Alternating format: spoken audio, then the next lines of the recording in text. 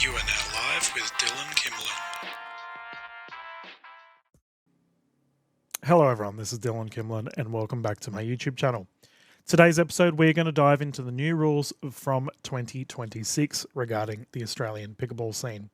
The rules that we've been given, thankfully, are from the Australian referees, and I just want to say straight off the bat, thank you very much for providing this information that we can now give to the public. This week there was a big meeting with all the referees and various people across the Australian pickleball scene going over these new rule changes. And they are pretty significant. If you are someone that either hosts sessions, runs tournaments, is a referee, or anyone that I think if you are someone that either plays in pro events or at any minimum plays tournaments, you should be up to date with the rules. Okay. So we obviously adhere to the USAPA rulebook. And here in Australia, I think that we are pretty on top of it. Our referees are pretty solid. We get constant credit from the international players that come across because we actually call the rules here. Some pro players don't like it. They get called out on what they do, but it's the rules. So these rule changes are pretty big, and we're going to go over them today.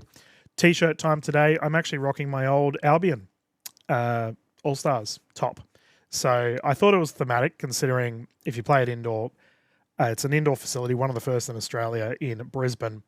And it's where I learned how to play pickleball. And thankfully enough, I got a sort of a special custom T-shirt with my name on the back. But I thought it was thematic because their referees for all their sports wear their uniform, which I don't know if it still looks like this, but it did look like this, which was really cool.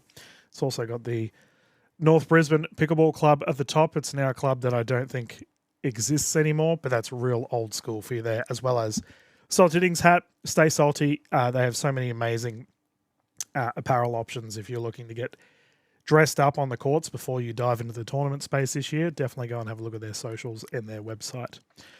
And let's dive into the thick of it. If you haven't yet, I'm doing all the typical routine stuff, you know. Please follow us on socials and like, share, and subscribe, especially considering this is rules, right?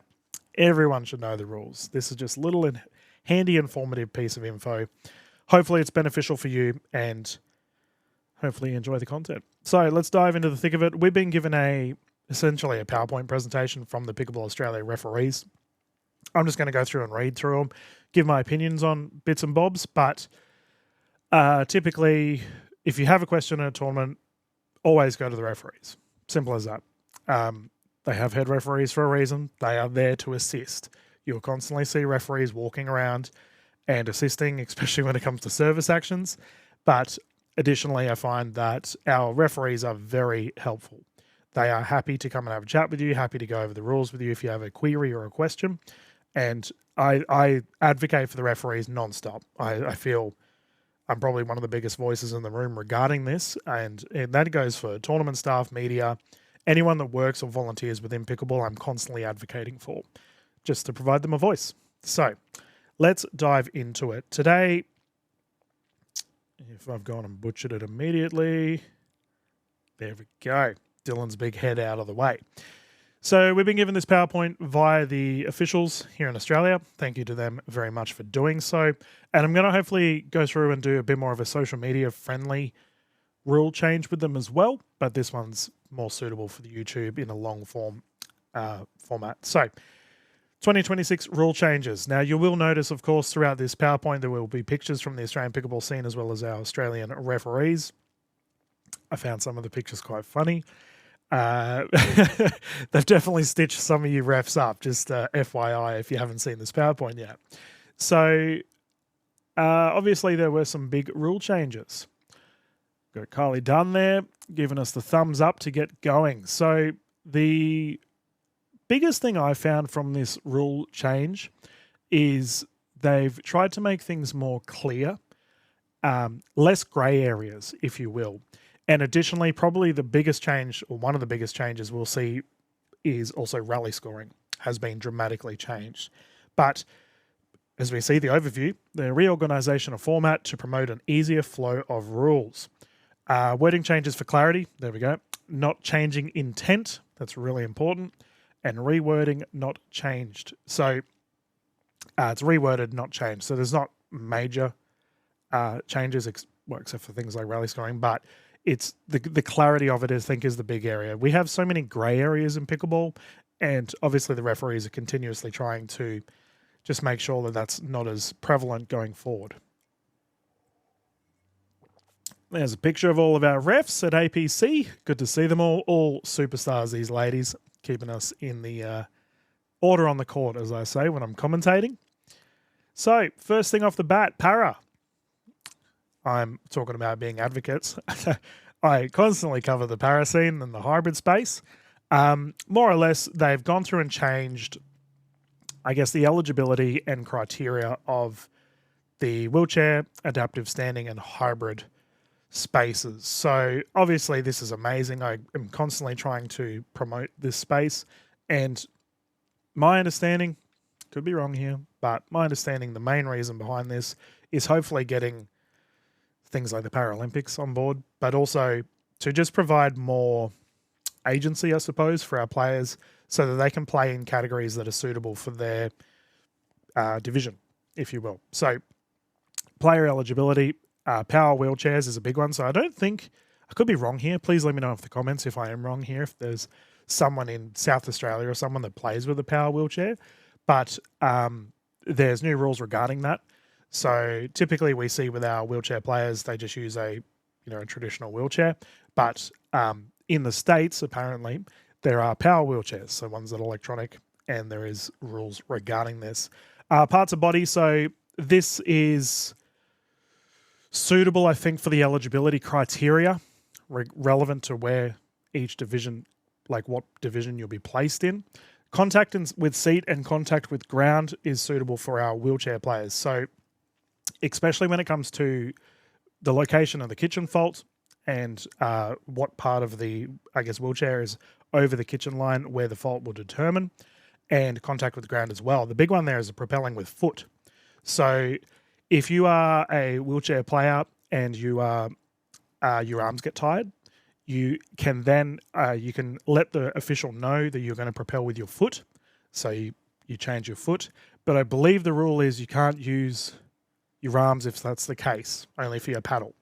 So this when I was talking about like clarity and very niche sort of changes, this one is specific. If you are someone that operates within the para space, if you're a para player, please go and read the rule book. This is a big one, okay? I thought I'd just give you the general overview because I know a large percentage of our players aren't in this category, but definitely worth highlighting anyway. Okay. Big rule straight off the bat for everyone. All right. And we got a picture of, what is that, NPL it looks like? Yep. So prompt line calls. Now, I recently commentated Dinkfest in Port Macquarie, and the officials were big on this. So we have seen, and if I can be critical of the referees for one little bit here, typically when there's a new decision made from the officials, the refs go hard on it. Okay, so we've seen that in the past with paddle throwing, for example. The referees were just absolutely, they were at everyone regarding the paddle throwing because they want to lock it in so that it's almost a cultural thing. The club, the sport itself will be, okay, this is the new rule. Like, it becomes intertwined with the sport. We all know we shouldn't do that. People still paddle throw, but we're seeing, and I am going to cover a new video on the rulebook, the code of conduct changes reflecting the rulebook, things on paddle throwing, okay? But this is particular one rule that I found was very similar to how we saw the referees approach the paddle throwing, in that at Port Macquarie, they were on this, okay? So more or less, if a ball goes out, you got to call it out. Pretty straightforward, right? Let's be honest, viewers. How many of you, when you're playing rec game, if the ball is a meter out, you're just like, yeah, it's out. I do it. But the point of this is if you're playing a tournament with an official, you have to let them know that it's out, even if it's blatantly obvious. So players must promptly signal an out ball audibly by voice, visibly by hand signal, or both. So out or out. The out call timing is probably the biggest one that's going to maybe affect some of you. If a player returns the ball, their out call must be made before the ball is hit by the opponent or before the ball becomes dead. If a player does not return the ball, okay, so an out call was made promptly, will be recognized even if the ball becomes dead before the out call is made. So if you hit it out, like let's say the ball's out and you ping it off to the side, for example. So it basically, once again, if we go to the initial point of it trying to make clarity and make things more obvious, this removes the initial discussion of it, because it used to be removes up to the next serve. So you could play a rally out and then your partner will be like, hang on, that ball was out. This changes that. So what I mean by that, viewers, is if you're going to, let's say that you've hit a ball, the ball's gone out and you've struck it, you have until the next player in front of you to hit the ball or the ball goes dead to call it out, you or your partner. So the main terminology we see here with the rulebook change is prompt. So it has to be out or out, like just before they get to it. I think this is a solid rule change. Majority of players aren't dodgy. Okay, the majority of them don't do things with bad intent. But this, I feel, just removes that 2% of players that might use it for bad intent. I just think it makes it quick and clear and to the point. So prompt line calls, big change there. If you are someone that is a bit slow on the reactions regarding the line calls, you just have to be a little bit more obvious regarding this. Okay, here we go, big one. By the way, that referee on the left, Chris, absolute legend of the New Zealand pickleball scene. I'm popping over to the Wellington Pickleball Cup in like a week. President, I don't know if he still is the president of Wellington Pickleball Cup, but he was. If you go to NZ, you've got to talk to this man. He is an absolute legend of the game, wonderful human being.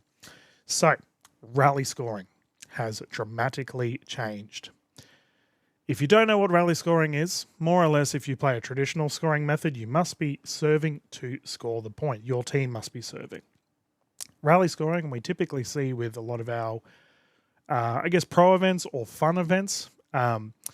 Like, for instance, the Major League Pickleball Australia format uses it, just as an example, where you do not have to be serving to score the point. And what used to be the case is there was what we call a positional freeze. So if I'm playing on the right and my partner's playing on the left, in a doubles format, by the way, you would stay there throughout the entire game. You wouldn't swap like we would typically see in normal format. This has all changed. Okay, so this is a big one. If you are someone that runs events, runs host sessions, and you do rally scoring, this is the new rule going forward. Okay, so first things first, the same rule applies. The point is scored every rally. So it doesn't matter if you're serving or not. If you win the rally, your team will get a point. Okay, you don't need to serve to win. Now, this is where I think the clarity side of things is really important. As me as a commentator that's called rally scoring for years, this makes sense to me. But if you're just someone who you're not involved in the sport, this can be very confusing. So there was a positional freeze and then a freeze at the end of the game. Okay, so what the freeze at the end of the game is, traditionally with rally scoring, you would play to 21. And what the freeze was is, and there's two freeze changes, it used to be 18, now it's 20. So if me and my teammate get to 20 and your team is on 16 or so, go away Messenger, go away Tony, going to mute you for a day, then the score would be that your team would have to catch up to 20, right? But my team would then have to be serving to win the game. So it goes back to traditional. This new rule has removed that. So basically, new rally scoring, for any one of the OGs that have played lots of rally scoring, they've removed all the freezes. Easiest way to put it. They have removed the positional freeze and they have removed the end of game freeze. If you think of it like that, it makes a lot of sense. But if you're new to rally scoring, you probably don't have any idea what I'm talking about. So I'm going to keep going in layman's terms.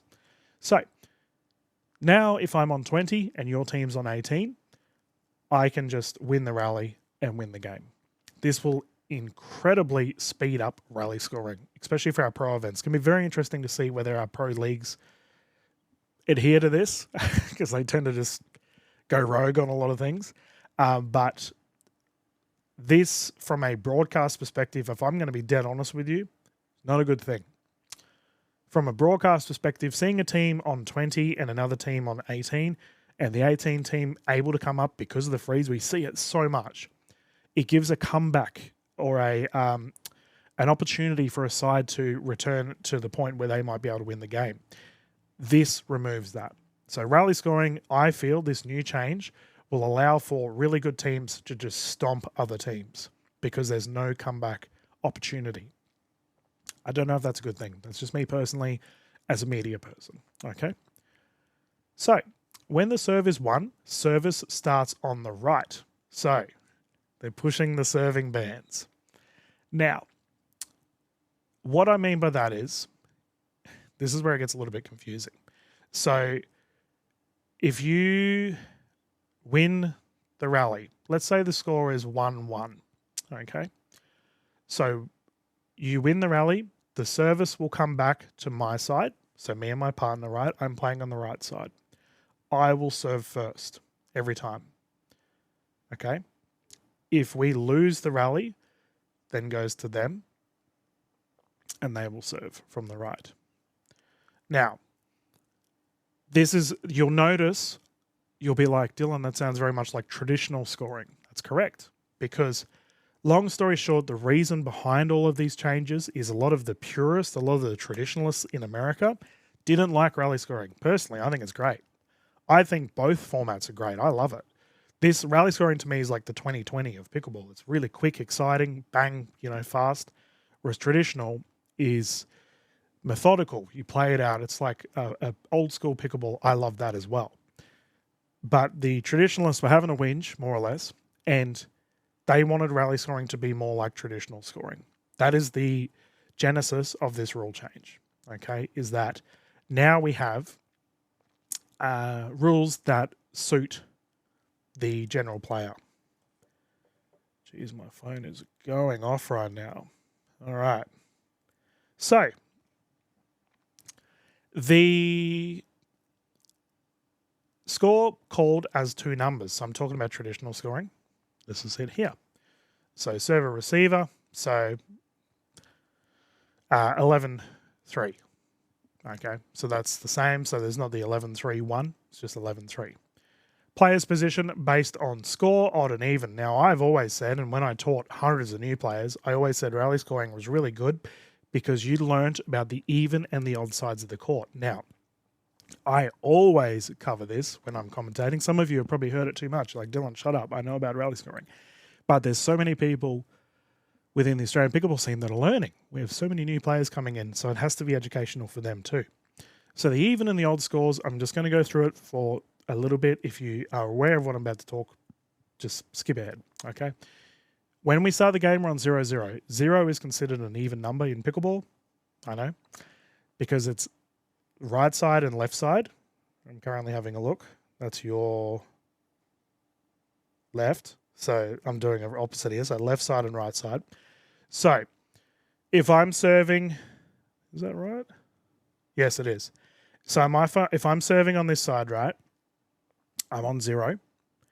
And we win a point, I then go to the 1 side and we'd swap if we're playing traditional, right?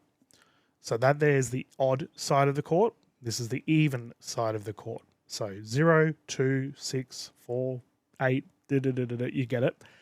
1, 3, 5, yeah. So the idea of it being that your player's position is relevant to your score. Now, this is why it is important. The players move the sides, not the ball. So if I win a point, okay, so let's say it's 1-1, my team wins a point. So 1 being the odd player would be serving. The players move, but the service stays the same. Players move sides, not the ball. So essentially, we've removed the positional freeze and the players will swap around. I know this might sound very confusing for you all, and that's okay. I find, once again, if you're not too sure on this rule, look into it further. 100%. One server, and also I want to do, like I said, a bit more of a social media kind of quick, friendly version of this so that we can just get into the guts of it all. One server, only one player on each team will serve before a side out is declared. Okay, so that's just standard rally, right? More or less, that is the general gist of it. They've removed the positional, they've removed the end of, and we'll see if people like it. We'll see if it's going to dramatically change our pro leagues. I think it will. But I think rally scoring is going to become much quicker as a result. Time will tell. Okay, on to the next one. Big deal. There's the big boss, Miss Jen Rammer Murphy, calling the shots there. President of Pickleball Australia and Secretary General of the GPF. All right, so paddle must be moving in a clear upward arc. This is the service motion. Now you'll see in the lovely highlighted color there for all of our colorblind viewers, the words clear, clearly, and always are all heavily highlighted, okay? So, more or less, service has been an ongoing issue since the dawn of time, and this is just to ensure that our players are playing. The refs are just trying to fine-tune this rule, okay? So paddle must be moving in a clear upward arc. So we have heard in the past the whole terminology of north to south and east to west, and your paddle can't be horizontal, it has to be vertical. This is in that frame of mind, okay? The highest point of paddle head must clearly not be above the highest part of the server's wrist. That's the same. Ball must clearly be no higher than the server's waist. That's the same when the paddle contacts the ball. Opponent always gets the benefit of the doubt. Now, the purpose of this rule change, long story short, if the referee is unsure, that means it's unclear. So then it will benefit the other team. Simple as that. It removes any of the grey. It's like, I'm not sure. A referee, a player might question it and the referee might be like, oh, it was kind of close enough. If it's not clear, it doesn't count. Simple as that. For all of you tennis players watching that have come across the pickleball that hit very close to the waist, and there's a couple of you that I commentate on, this rule will hinder you, okay, because it's not clear. So, just for your training at the start of the year, getting ready for the tournament cycle, maybe work on a little bit lower than the waist and not so much top spin on that service. You might get yourself out of a bit of a pickle. All right. Continuing. Adrian Gray recently got appointed a role with Pickleball Australia.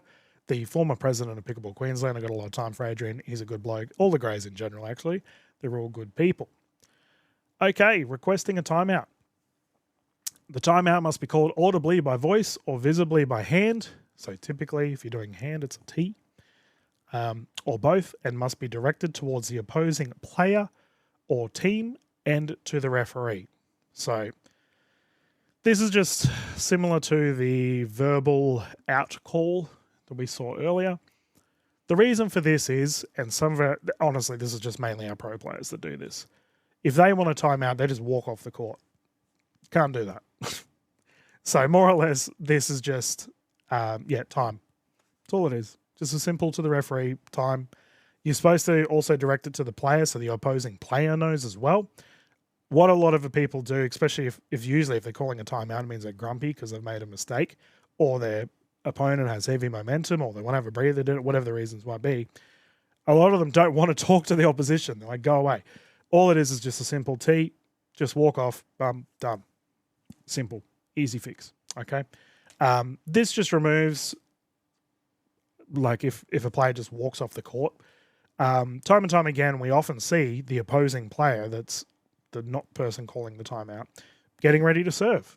They're just sitting there bouncing the ball, getting ready, and then they look up and then there's no one on the court. It's just wasting time.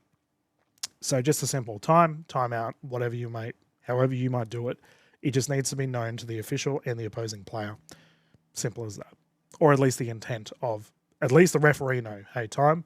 And if the intent is that the opposing player may or may not see it, that's cool because the official will call time and then come into the middle of the court. Simple. Okay. And by the way, on the topic of timeouts, players, if you are someone that does not use a timeout, your goal for 2026 if you're trying to develop as a player, use your timeouts. Traditionally, in a normal format, we see 2 timeouts per game. If you're playing, 3 games in a match, 2 timeouts per game, 1 medical timeout per match. If you do not use timeouts, you should be using timeouts. They are a tool. They are a resource. They're there for a reason. Our pros live by these things. You should too. Okay. Let's talk about this picture. Paul Campbell has been absolutely stitched up. He looks like he's about to commit treason or something. What is that? Love the Campbells. Shout out to Paul and Julie. All right. So this one here is on a tech foul, which is a bit of a niche. Not a niche, but I mean, it's a rule that doesn't really affect a lot of our players. It happens, but this is just more... This rule is more relevant to our pros and to our tournament directors, our head referees, etc. So there's just been a slight adjustment. If you are on a game point and you get a tech foul, that tech foul will then result in a game-winning score, applies regardless of who was serving during the preceding rally. So if the score is 0-10, a tech foul occurs, it then becomes 0-11, game called. Or if it is 10-11 and you're the person that mucks up, which means a tech foul, meaning you lose a point, it would then become a 9-11, game would be called. Geez, wouldn't that be a climatic, not anticlimactic, but a very climatic way to end a match? So honestly, this rule doesn't, you as a player don't really, I mean, if you're a pro, you should know this, but if you're not playing for prize money, for starters, you shouldn't be getting tech fouls. Let's just put that out there. You shouldn't be causing trouble on the court. But if you get a tech foul, this just justifies or makes things clear for our officials. And hopefully they look a little bit more optimistic than Paul does in that photo. Okay. There's Mr. J, the big boss, looking cool in his sunnies. So Paul, the ball or paddle hits a person. Tech foul versus a match forfeit. Now, this has occurred because last year we did see players deliberately hit the ball into... Actually, I'm not going to say it was deliberately intent to hit people. I'll rephrase. I don't want to paint people in bad light. But people have hit balls that have hit people in the crowd or on the sidelines. Okay. This rule change has been put in place to remove that. Okay, if you're someone that's about to chuck a temper tantrum, first of all, hold on to your paddle, don't throw it, because there's new code of conduct rules which will dramatically affect you. But also, whatever, like you can be cranky with yourself, walk off. What a lot of our pros do, by the way, is they walk off the court and then like throw their paddle into their bag or like, into their bag. You at home can talk about the ethical discussion of whether players should keep cool on the court. I don't know. I'm not going to tell you what to do.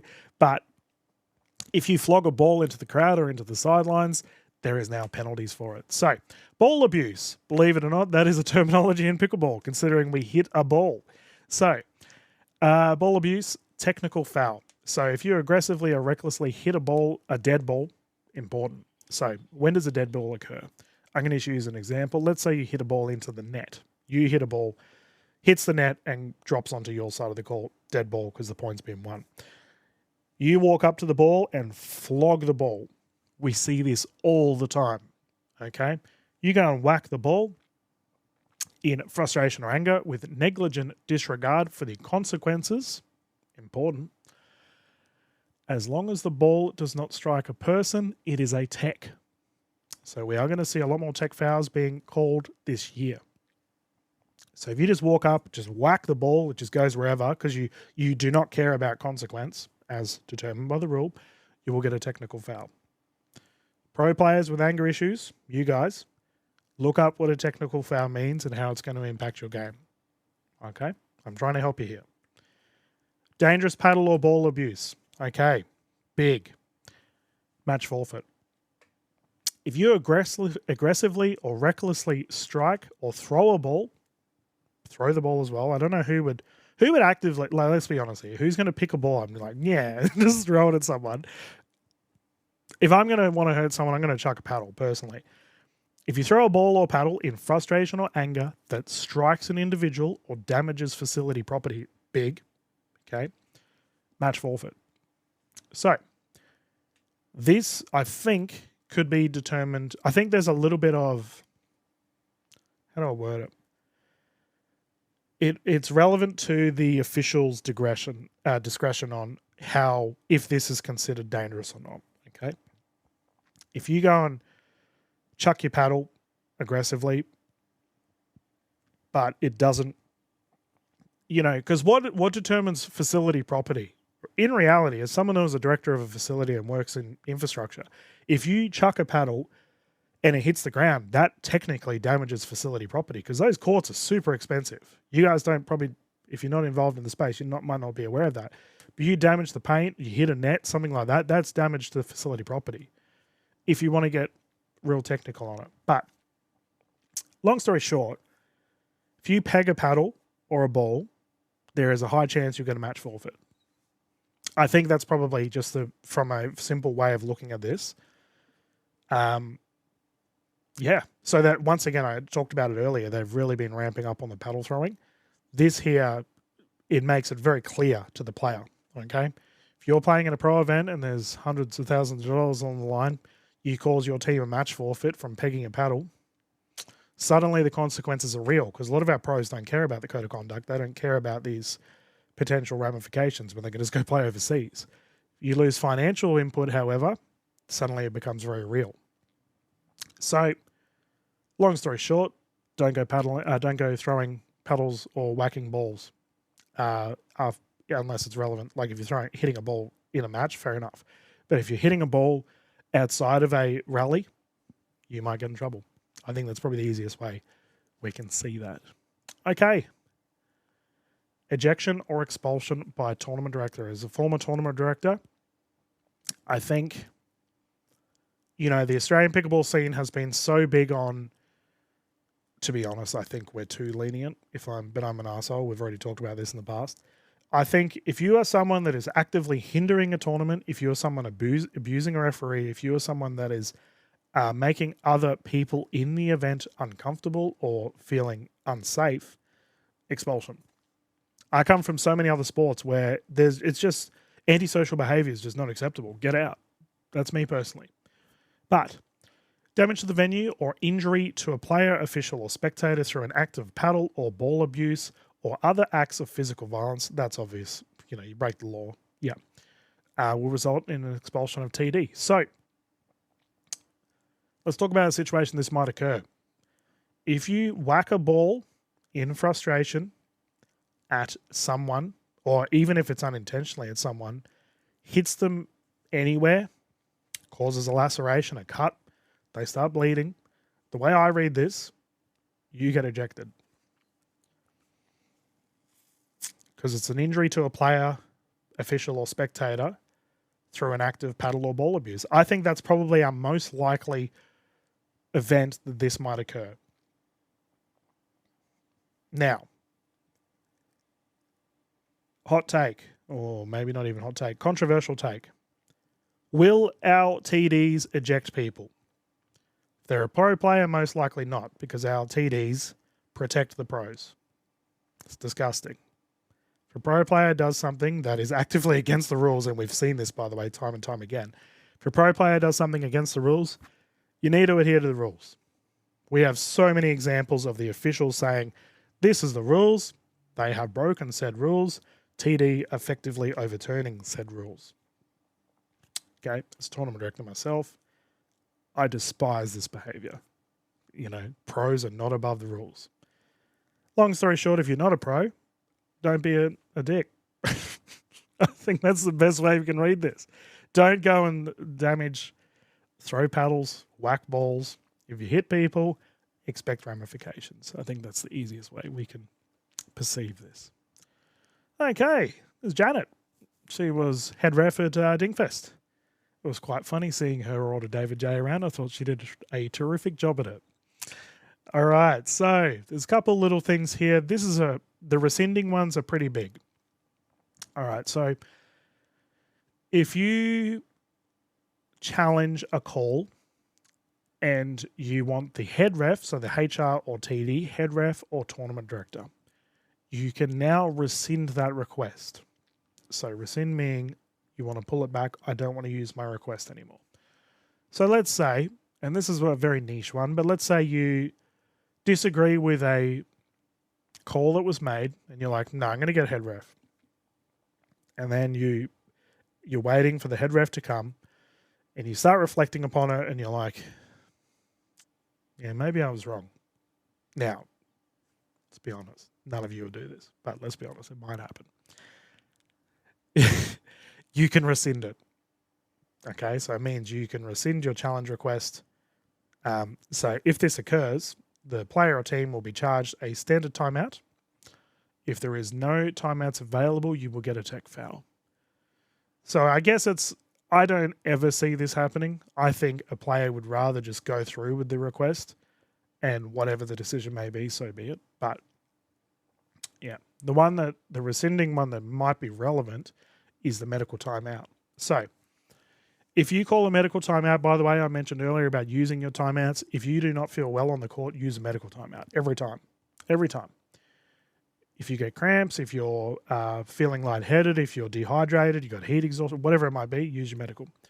After a request for a medical timeout, the player may rescind the request. So the medical timeout does not occur, or you get 15-minute timer as per standard Australian rules. The timer does not begin until the first aid staff member you're talking to the first aid staff member. You'll see all the officials, they start a stopwatch. Or the head referee, if there's no referee available for that match, let's say it's just a pool match, the head referee will be notified, and then they will keep an eye. As soon as that first aid officer starts helping, the head ref will start a timer. Happens all the time. It's why when I do my broadcast, I actually have a 15-minute timer that I bring up so that you at home know, okay, go get a coffee or something. There might be a 15-minute break. Now, you can rescind your request. So if you say, let's say you're cramping up, cramping's probably the easiest example. Let's say you're cramping up, or it's bad. You say to the opposition, hey, I'm going to call a medical, or you say to the official, can I get a medical? You're sitting there stretching it out because the first aid officer is obviously coming, so you've got a minute or so. Stretching it out. Oh, you know what? I feel okay. You can then now say to the official, you know what? I think I can keep playing. I'm going to rescind my medical. This is now allowed. So what occurs if you do this is the player or team will be charged a standard timeout. So your normal 2-minute, 1-minute timeout, depending on the tournament. You get to keep your medical timeout by doing this. Okay, it's pretty important. If there's no timeouts available, once again, it's a tech foul. So just keep that in mind. You have a medical to use. If you don't feel you're going to fully utilize it, don't, because it is a very important resource. Okay, this here is relevant to our tournament directors. So if there's a fifth tiebreaker, it's been added that the highest number of points scored across all matches in round robin becomes a matter for tournament director. Now, is this relevant to any of us watching this? There's probably about 4 people in the country that this one matters for. So the TDs will know what it's referring to. I don't think it's super relevant for us here. There's ladies having a good time. That's not QPC, is it? Is that Blacktown? No. Let me know in the comments which venues those are. It's definitely an indoor venue. Is that because that's Pickle Socks? You got the Sports Magic guys. Anyway, I'm worrying about things that are not suitable to rules. Okay. So here's some little things that have changed. So a fault will occur when a service ball lands outside the correct service court. Yep. A fault when a player returns a ball that contacts the net support system before going over the net. A fault when an extra ball carried by a player is visible to an opponent or falls to the playing surface. Now, someone that commentates paddle, this is a very prevalent rule. Now, typically, I don't know about you, when I play pickleball, I don't carry an extra ball in my pocket, personally. But some people do. If your ball falls out of your pocket when you're playing, it's now a fault. Simple as that. Just leave the ball next to the net. would be my guess. You get those little basket things when you do a tournament, leave them there. That's me personally. Okay, referee authorization. The referee is authorized to assess verbal warnings and penalties anytime during a match while the players are in the vicinity of the court, including before the match starts. We have seen in the past pros whinge because they're acting shocking on the court, and the official will say, hang on, that's not acceptable. Once again, don't be a pain in the neck. So, the referee is now authorized to assess verbal warnings and penalties. So, you can give warnings anytime in the vicinity of the court. So, we see this quite often with players. They act nice on the court, walk off the court, or before the court start talking smack. There are now, the referees can now act upon it. All right, double hit. Ooh, controversial. Balls can be hit more than once, but the stroke must be continuous in a single direction. This is effectively the double hit or the carry rule for any of our OGs that know what I'm referring to. If you strike a ball and it goes through, that's okay. A carry rule, where if it rolls on the paddle, there are rules regarding all of this. But long story short, it removes the intentional carry, or makes it, is there an intentional or a non-intentional carry? This just once again clears up the rules on it all. But as you can see, the ball can be hit more than once, but the stroke must be continuous. So it's not an intentional shot. Typically it occurs when players, they go to block their face and the ball will did it or roll on their paddle because it's completely unintentional. All right. Oh, here we go. Married couples, read this one. Partner disagreement. When partners disagree on a line call, then conflict exists. Strong terminology. And the term's call must be in. It was doubt. So we see it all the time was, hey, do you think that was in? The team's call will be in now going forward if they disagree on a line call. All right. This is one of my pet peeves. Spectator involvement. Spectators must not be consulted on any call. Used to be, should not. Definitely cannot be. If you, and I see this all the time in tournaments, especially with our newer players, if you are a spectator and you say that ball was out, you are breaching the rules. There can be penalties applied. Don't do it. You can say to the person next to you, oh, that was definitely out. But you cannot influence the match in play. No manipulation or spin upon release. This is old school rules. The server must not manipulate the ball to add spin. Spin may be applied to the ball upon contact of the paddle. So there'll be quite a few of you that know what I'm referring to, but if you don't, there used to be a rule. There used to be services that were allowed, referred to as spin serve. So if you think of a cricket spin, like if you're doing an offie or something, do a spin, strike the ball. You used to be allowed to do that. Additionally, there was what was called a chainsaw serve.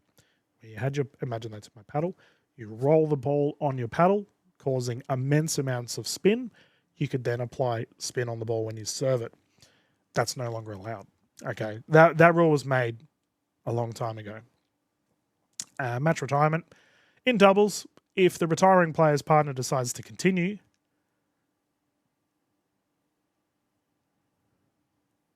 this is sick. The match will resume following all applicable rules. The retiring player must leave the playing surface, essentially playing singles and leaving one court empty. Oh, Lord, please let this happen on a broadcast. That would be so cool to commentate. So if you're playing doubles, your partner does a hamstring, I'm going to use a bad example here, has to leave the court. You can continue playing. So it's a 1 versus 2. That's allowed. That would be cool if you could pull out a win. Obviously bad that your partner had to leave the court, but that would be cool. All right, challenging the score call. A player may stop a rally to ask for a score correction before the return of serve is hit and before the ball comes dead. So if let's say I'm receiving the service, opposition serves the ball, and I'm like, hang on, what is this, 1-3? What? I can put my hand up, say to the official, what's the score? If I strike the ball, or if my teammate strikes the ball, it's play on. And before the ball comes dead, so let's say the server hits the ball out, that would be when it, because they effectively get the point. Mr. Turnbull, look at him. He was one of our officials in Port Macquarie that was lethal on the calling it in and out rule. But I digress. Thank you as always to our officials. Viewers, we're going to wrap this one up. But long story short, the biggest rule changes for me that will be relevant to you are the rally scoring, the calling the ball in and out, the timeout rescinding is a big one, and also the paddle and ball abuse, probably the biggest ones. So I am going to do a video up probably next week regarding the code of conduct, because I find it is directly relevant to some of the things we've talked about today. But let us know your comments on, is there any rules you think should be added? Are there any rules you wish were removed? Will these rules impact your game? Please let me know. We will wrap things up here. As always, thank you very much for tuning into the channel.